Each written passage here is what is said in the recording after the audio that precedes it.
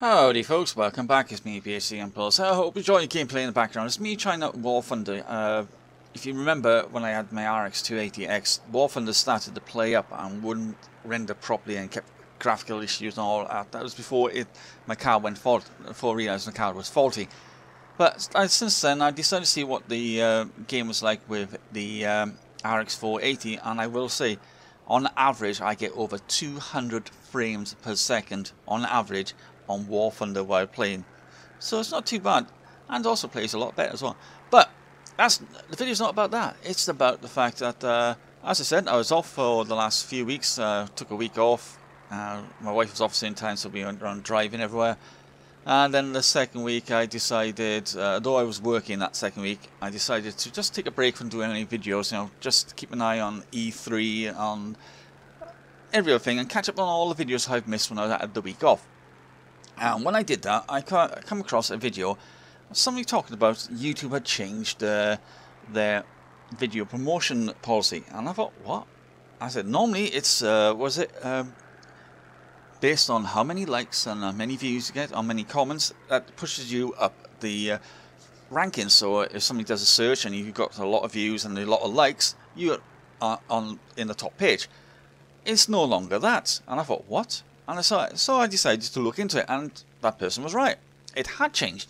It has changed from being based on likes and comments. It's based on now the fact of how much videos to upload.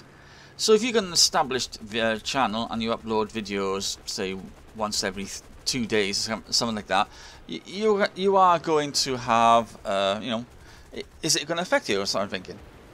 If you've got a really small channel, say less than 1,000 people, and uploads every single day, one video a day, he's going to be pretty high in the pecking order. However, remember, you've got people who upload 2 or 3 videos a day.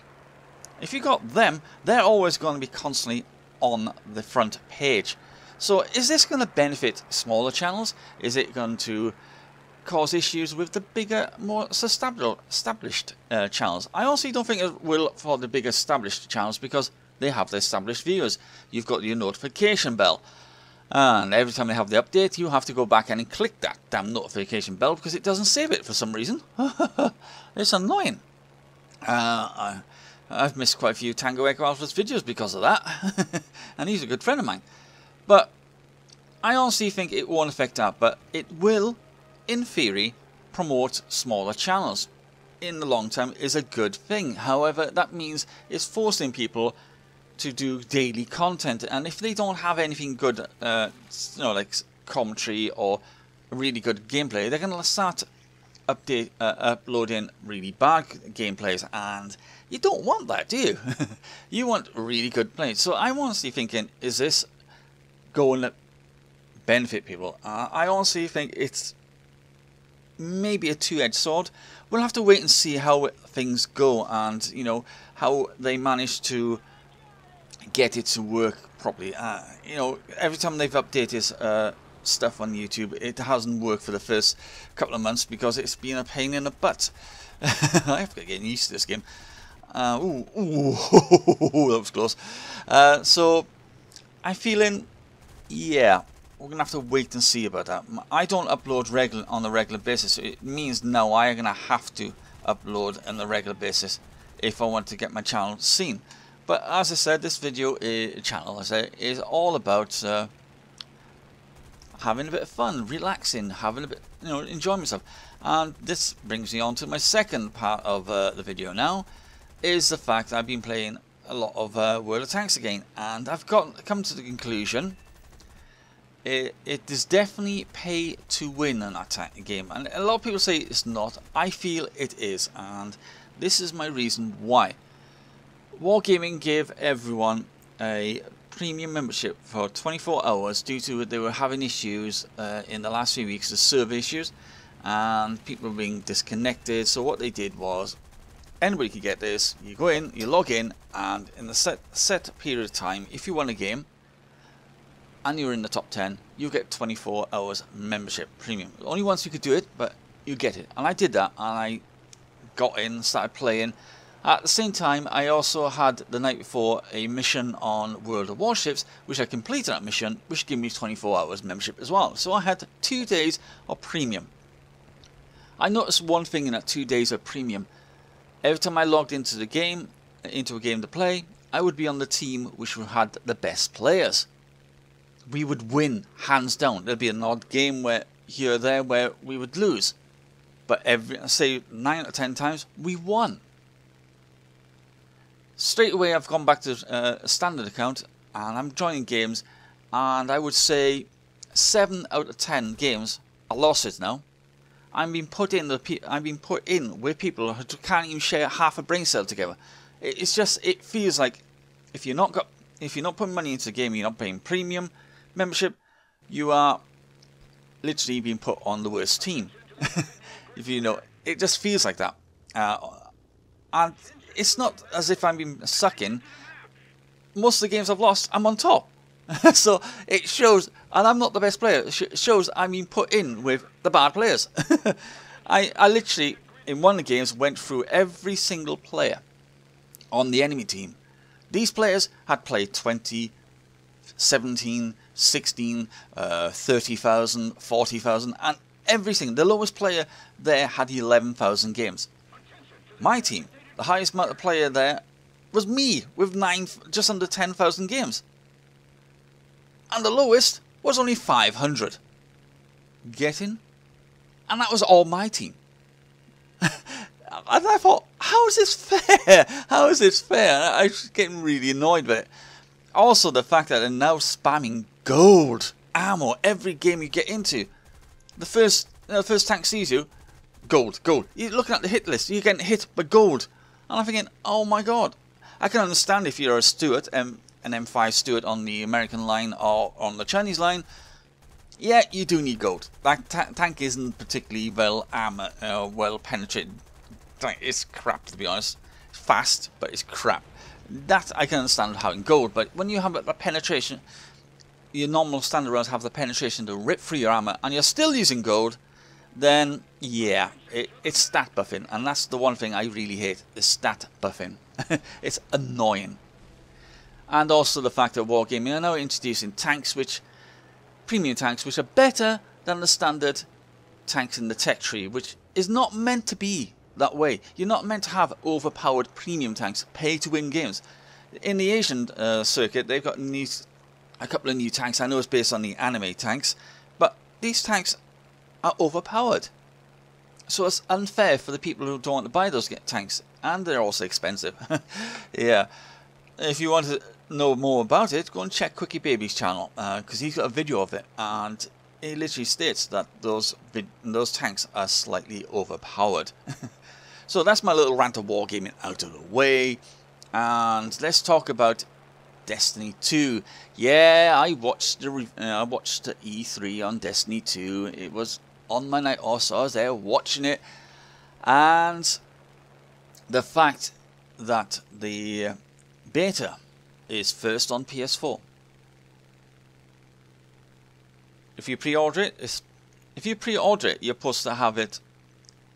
And it's just if you pre-order it, you get the beta access, right? However, if you pre-order it, aren't you supposed to have it straight away? Not wait for the PS4 to have theirs, then the Xbox One to have theirs, and then the PlayStation to have the PC to have theirs.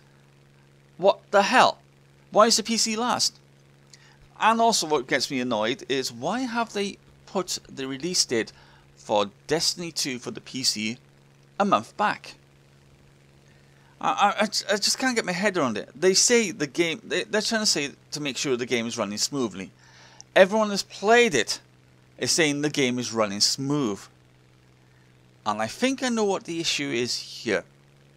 Is on the console, they've been limited to 30 frames per second because Destiny 2 is going to be running on the PlayStation 4 Pro, normal PlayStation 4, the Xbox One, and the Xbox One X, or the Xbox S, which is the slimmed down version of the Xbox One X. And on the Xbox One X and the PC4 Pro, they can play at 60 frames per second because people have still got PS4s and Xbox One and Xbox One S, they're limited to 30 frames per second. So the other two consoles have to be the same because they're playing cross-platform, because they're able to play, because they're still virtually the same kind of console in a way. It's just have different updated hardware. So they've got to stay primarily at 30 frames per second. However, PC players do not have that limitation. It's based on your graphics card, and it's also based on what kind of setup you have. If you have a 4K system and you can run that at 60 frames per second, that's not an issue, is it? No. And if you can run, like me, I got a 1080p with an RX 480, and apparently that is more than enough to run the Destiny 2 at ultra settings and get well over 60 frames.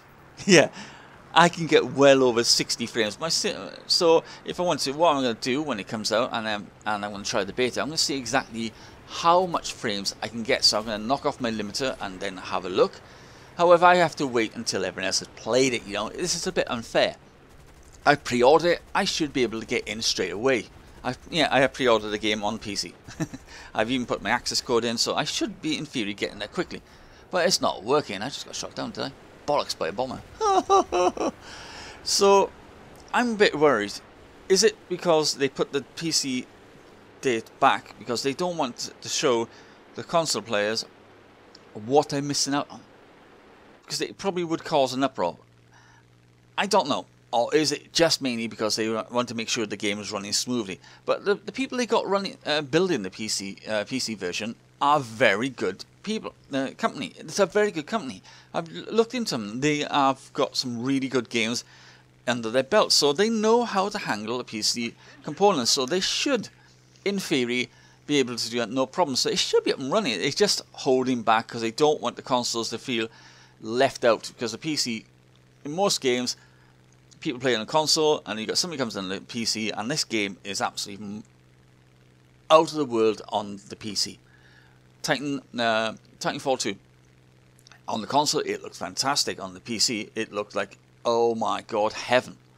It did, doesn't it? It played like heaven. It played brilliantly. It's just a lot of people didn't buy it on the PC, and it died quite quickly, which is a shame because it is a good game. It's like Battlefield 4. Battlefield Hardline on the consoles, it looks good. On the PC, it looks fantastic. It runs brilliant. It has better frame rates, all that kind of thing. But people on the console hate that issue. So I'm wondering, is this the reason why they put Destiny 2 back?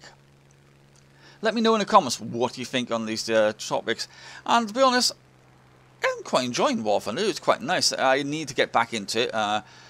This was a campaign mission, and we do succeed on this campaign mission, but I'm not going to show you the rest of it because it's a bit unfair. It is almost 30 minutes long. But what I'm going to do, I'm going to knock this video on the head. Let me know what you think, and I will be uploading another video tomorrow, and that will be another World of Tanks video of the FV4202. And to show you exactly what you can do, how effective you can be in a tier 10 game when your team decides to lemon train one side of the map. Yeah, it was that kind of game where my team decided to go one side of the map. And it turned out to be a really good game. We won it as well, which is the scary thing about it. So that will be going up on my channel tomorrow. But until then, it's me, Impulse, signing off, and I will also be uploading another small compilation of bad drivers in my area again. Literally, it's a nightmare amount of idiots driving around. Hey, there's one here. But until then, it's me, Impulse, signing off. Have a good day, folks, and I'll catch you all very soon. Bye from me.